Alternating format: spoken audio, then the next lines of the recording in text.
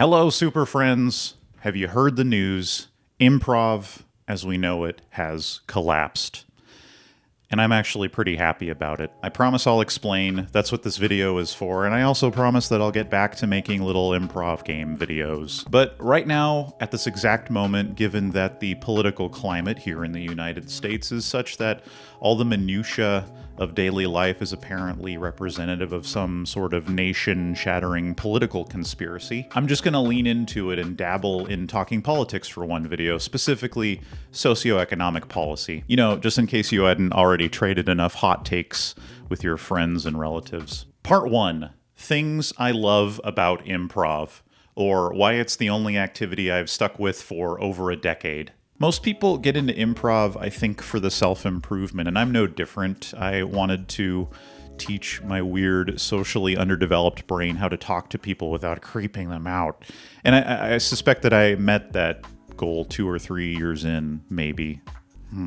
But I stuck around for 12 years for a very different reason, which I've started analyzing and articulating only recently. And that reason is improv is a lateral community, if you let it be. And here's what that means. Let's start by looking at arguably the opposite of a lateral community, which is a hierarchical structure very common among corporate entities.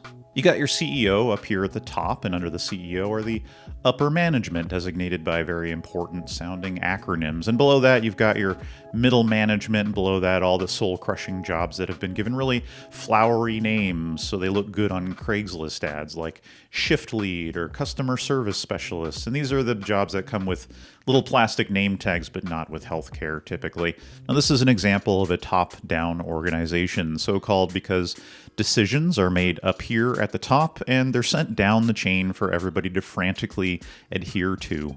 And despite the fact that these people at the bottom of the organization are the greatest in number and generating all of the revenue for the company, they still receive none of the benefits and get to make none of the decisions in their own workplaces. Like, I'd probably be more productive if I didn't have to wear this humiliating red polo shirt every day, but hey, you don't get to make that decision, even if it benefits the company with increased productivity. They have no authority because they are at the bottom of the hierarchy. Conversely, in most places, improv is not a top-down organization, it is a lateral community. That means all the participants have roughly the same level of authority within the community. There's no one person at the top making all the rules because the rules are created communally. One person might say, hey everybody, I hate that the word gay is being used as a pejorative on stage. Can we cool it with that? And another person will say, yeah, I've been thinking the same thing. It'd be great if we never had to hear it again. And another person, I totally agree, it's too much. And so on. And now that's a rule in the community. And not a codified rule to be written down and enforced by authority figures, but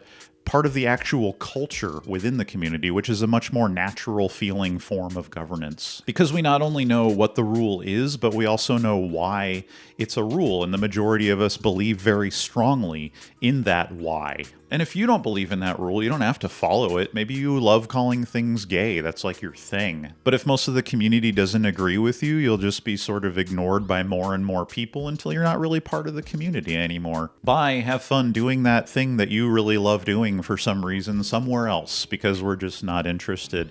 And if you want to come back, you totally can. Just stop doing that thing. It's super easy. I want to be very clear that this is not a experimental or hypothetical social structure. This is the dominant system in most medium-sized improv towns. Thousands of improvisers are maintaining lateral communities, and that number grows every year, except maybe this year because sickness. Now, my more astute viewers might be thinking, hey Dan, this all sounds cool and whatever, but what about improv theaters? Aren't these top-down capitalist organizations that exist within the improv community? And thank you for asking, because this will be a perfect segue into part 2, which you'll experience in about 4 minutes. Yes, improv theaters are top-down organizations around which improvisers build lateral communities. How can this be? And I want to point out that improv communities are small and local, and I certainly have not experienced most of them. But generally speaking, you have your improv theater. Statistically, this improv theater is probably owned and run by an improv comedian, probably somebody who has been doing improv for decades.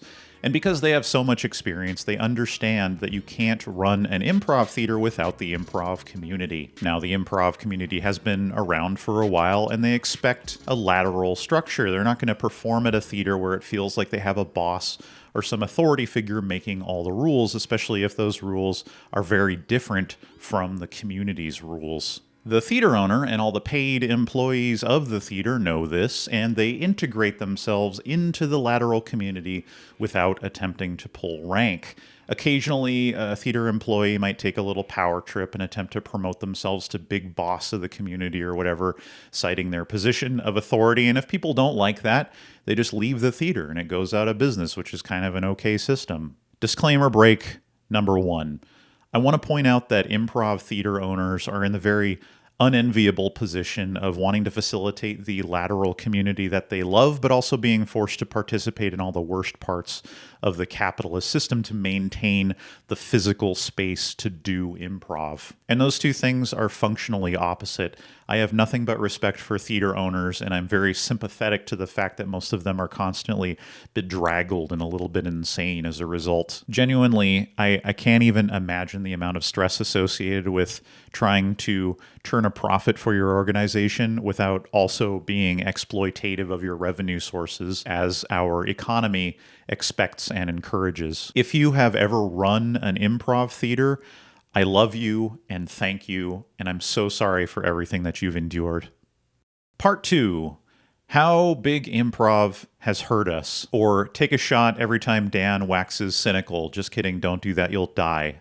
Here is some recent history for my viewers that don't follow improv drama. The traditional wisdom within the improv community, by which I mean out of date by at least 20 years, is that if you want to make a career out of improv, you go to one of the big improv schools. The biggest of the big improv schools are Second City, IO, UCB, and a fourth organization that I'm not going to name or discuss because they're extremely litigious. Because here in North America, even if you're in the business of comedy, cruelty and money are still our favorite combo meal.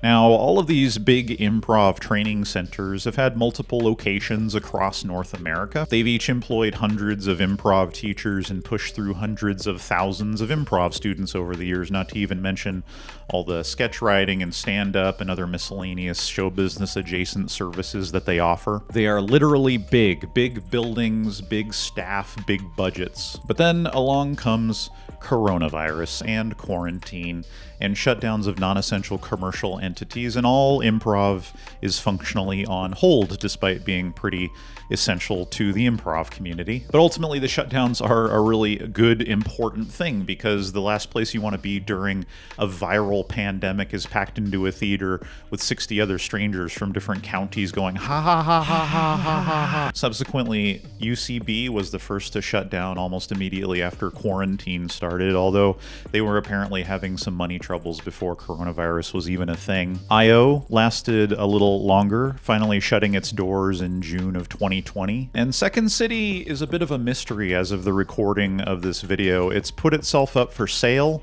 in an attempt to presumably just keep existing, but realistically it'll probably end up having to liquidate itself like UCB and IO did, or it'll get bought out by a larger commercial entity that's only interested in the brand and not so much in the part where they facilitate a local community. Now, a notable thing that happened at all three of these theaters during the George Floyd protests, which happened to coincide with the outbreak of COVID, was that a lot of their performers and staff members came forward describing patterns of systemic injustice against the POC and LGBTQ improv communities. One story that seemed to repeat itself across all three organizations was that the big important improv teams that represented those theaters in their corporate branding just happened to be mostly or completely white, despite the improv communities in those areas being roughly 50% white. But they're not being intentionally racist, presumably. They're just doing what all big corporations do, which is appealing to their biggest demographic, which happens to be white audiences. Because white audiences are who they've catered to for 3 decades. Because it's their largest demographic. Because they cater to it. Because it's their largest demographic. Because they cater to it. This is an example of what institutional racism looks like. Hey, it's just good business. And by the way, these teams were assembled by the theaters instead of forming from groups of friends like you'd expect. It's a little power move by the theater, a way to exert dominance over the people below you in the hierarchy. But hey, you want to move up in the hierarchy? Maybe even get famous? Well, you got to follow our rules, which we made, and you have no input on. Does that sound familiar? I feel like I've made a pretty clear point here, but in case you have actually been playing a drinking game, which you really shouldn't have been, call an ambulance, what I'm saying is that these big improv training centers have been doing all the worst things that giant corporations are known for. And these were just a couple of examples to keep this video under 20 minutes long. They become hierarchical monstrosities that literally could not, for financial reasons, care about their communities. They were exploitative of their revenue sources, which includes you, the improviser, because again, that's just what good business looks like in North America. If it occurs to you that I might have a chip on my shoulder, you would be correct. Mostly because I spent the first 11 years of my improv career at smaller theaters where everybody knew each other. And if somebody in those smaller communities, including theater owners, did something exploitative or otherwise crappy, you could just walk up to them and say to their face, "What the fuck are you doing? Please stop." But then I moved to Chicago, where all the big improv theaters issue fucking ID cards with your little class level printed on them, so everybody knows exactly where you're at in the hierarchy. Upper management never has to talk to you or even look at you. And if you have any problems, you can contact human resources and expect a response within 3 business days. That's not a joke, that's real. I was a little put off. Disclaimer break. Number 2. I want to acknowledge that with the collapse of these big improv schools, as well as dozens of smaller improv theaters, which is especially heartbreaking, thousands of improvisers have lost the physical center of their communities. And that really hurts. It's like watching your childhood best friend move away forever. I don't have anything snarky to say about it. It just sucks, and you're totally justified feeling depressed about it. I'm sorry that it's happening to you. That said, part 3.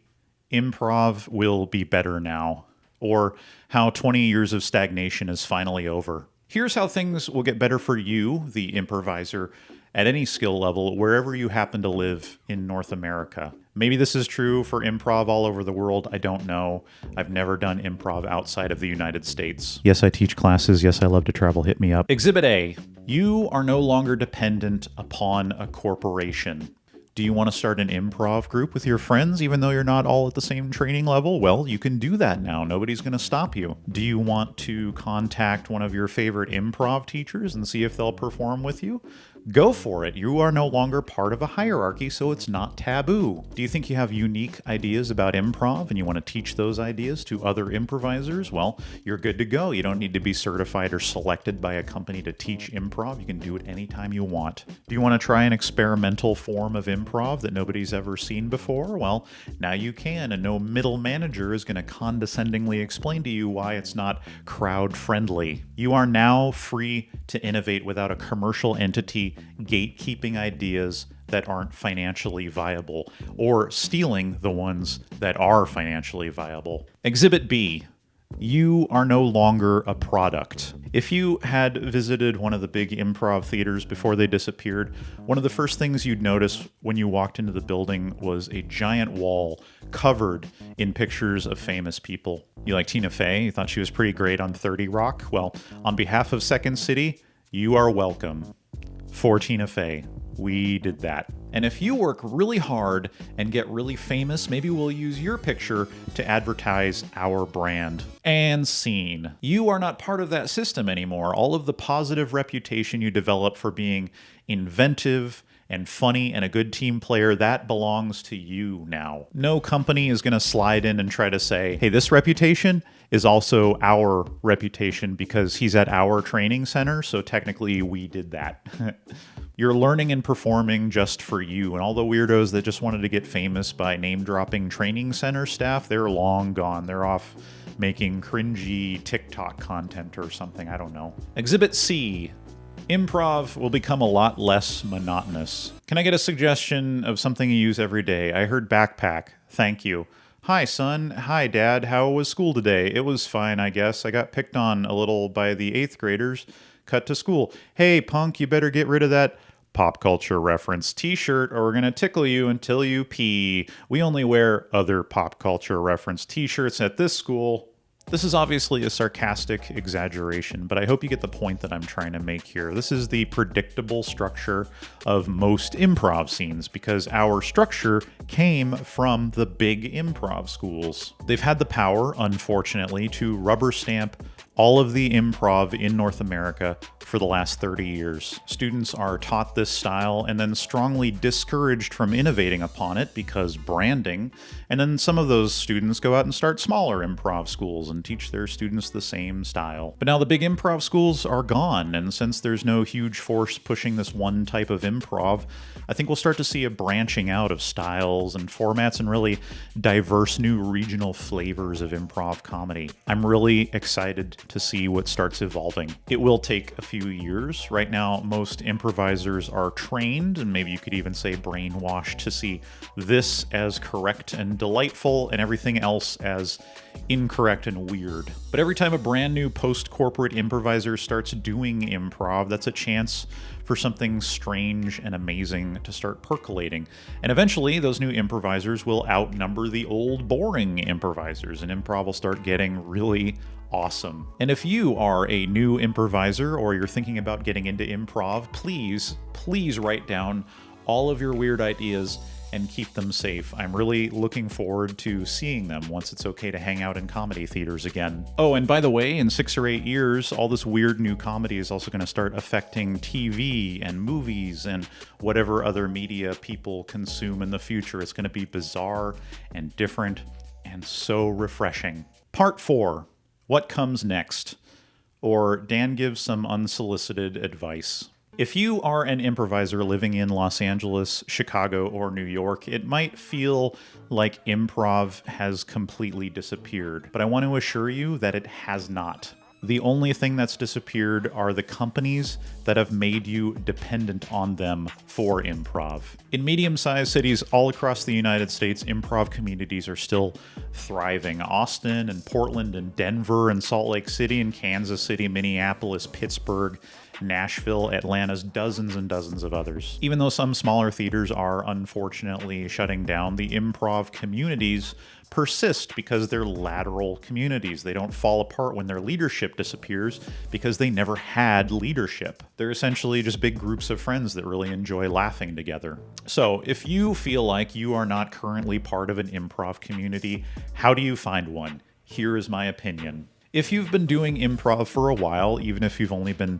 taking classes, get some of your improv acquaintances together and practice in a physical space or over video chat. Do improv wrong. Who cares? Maybe it's not even improv. Maybe it's something we haven't seen yet.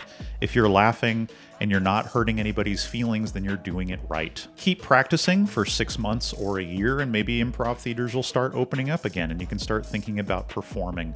But right now, in the middle of the COVID lockdown, there is no pressure to impress anyone with your acting ability or sense of humor. It's a really amazing time to be an improviser.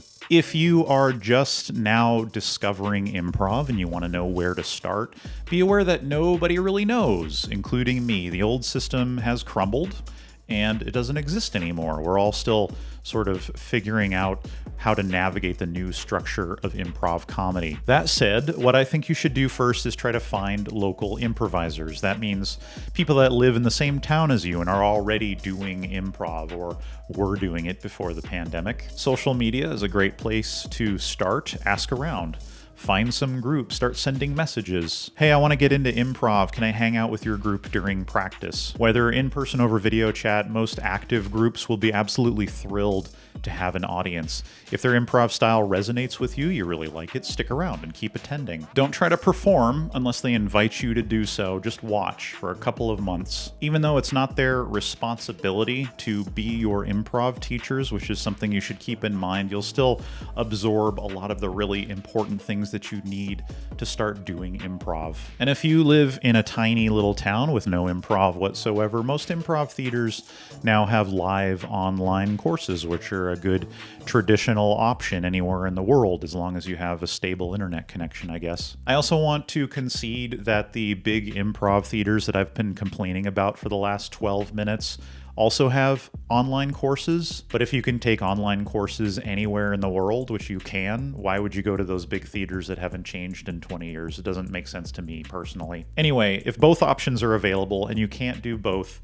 my recommendation is going with the first one, which is finding local improvisers, because the long game of improv is building a community. And I want to clarify that by community, I mean like a neighborhood is a community, which just isn't the same digitally over long distances. At least I don't think so. So thank you for getting all the way through this video. I promise I won't do this often. If you have any questions or comments about improv, feel free to leave them below. I love talking about improv, and I haven't been able to do enough of it during the pandemic. And if you have any questions or comments about politics or socioeconomic policy, feel free to not leave them below, because I don't want to talk about that anymore.